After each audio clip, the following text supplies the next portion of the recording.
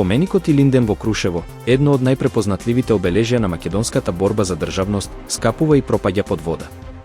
При посилен дожд, подот на објектот се покрива со вода, витражите се оштетени, подот е распукан, а рамките на прозорците кородирани. Водата продира и до гробот на Никола Карев, председателот на Крушевската република, јавува Дојче Веле. Од завод и музеј Прилеп велат дека нема средства за санација на објектот, ниту пак квалификуван кадар кој би можел да се зафати со таква задача. Истовремено, не се предвидени конкретни итни мерки за заштита на објектот. Најавено е дека во 2026 година ќе се уредува партерниот простор околу споменикот, но не се споменува дали ќе има интервенции за внатрешното оштетување, кое веќе го загрозува и историскиот интегритет на објектот.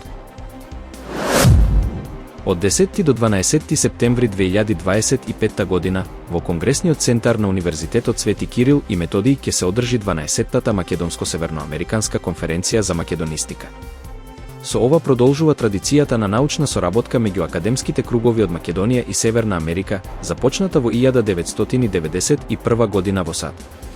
Конференцијата се одржува на секои 3 години и опфаќа теми од различни области: македонски јазик, книжевност, историја, култура, фолклор, уметност, археологија и социологија. Целта е продлабочување на научниот дијалог и размена на истражувачки искуства. На годинашното издание ќе учествуваат истакнати светски македонисти и балканисти, како Виктор Фридман, Кристина Крамер, Кит Браун и Грейс Филдер, кои ќе ги споделат своите најнови истражувања заедно со домашни научници. Министерството за економија на Хрватска планира измени во Законот за трговија до крајот на 2025 година, со кои значително ќе се ограничи продажбата на ладни алкохолни пијалаци.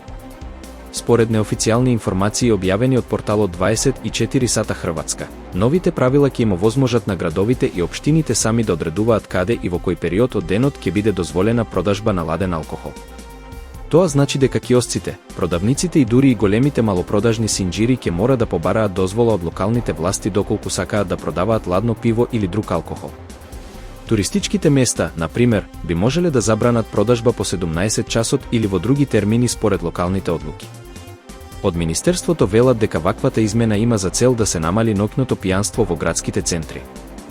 Во Австрија, на пример, не може да се купи алкохол на киоск или бензинска пумпа, велат од ресорот, споредувајќи го новиот модел со правилата во други европски земји.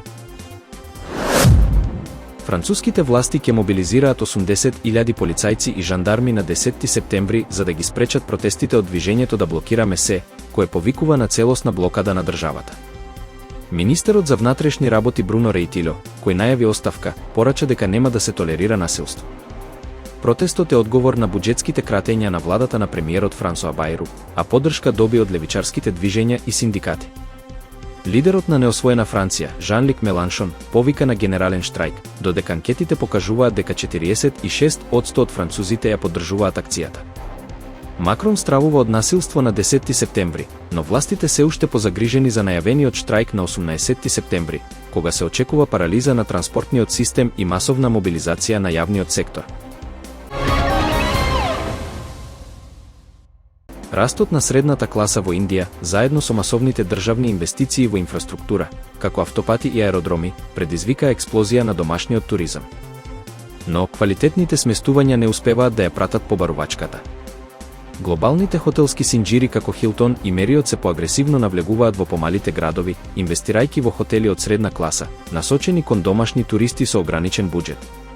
Пазарите надвор од метрополите како Њу Делхи и Мумбај нудат голем потенцијал. Пример за тоа е Ахмедабад, каде цените на хотелските соби пораснале 5 пати при концерт на Coldplay. Иако домашниот туризам се очекува да достигне $200 милиарди до крајот на 2024 година, Индија има само 138 брендирани хотелски соби на милион жители, далеку зад Кина. Локални брендови како Touch и Eats, заедно со меѓународни оператори, брзаат да го пополнат овој простор. Бројот на брендирани хотели во земјата се очекува да порасне од 200.000 на 300.000 до 2029 година. Повеќе од половината од новите договори се насочени кон средната класа. Истовремено, Хилтон ги проширува и своите луксузни капацитети, со најавени проекти како Валдорф Асторија во Делхи, Џајпур, па дури и Мумбај и Гоа. И покрај глобалните предизвици во патувањата, Индија останува светла точка за хотелскиот пазар.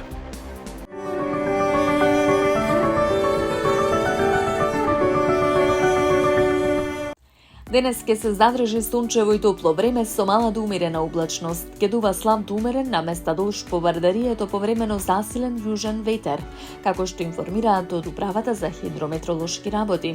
Под влијание на влажна и нестабилна воздушна маса од четврток до недела ќе преовладува променливо облачно и нестабилно време со локален пороен дожд, грмежи и засилен ветер.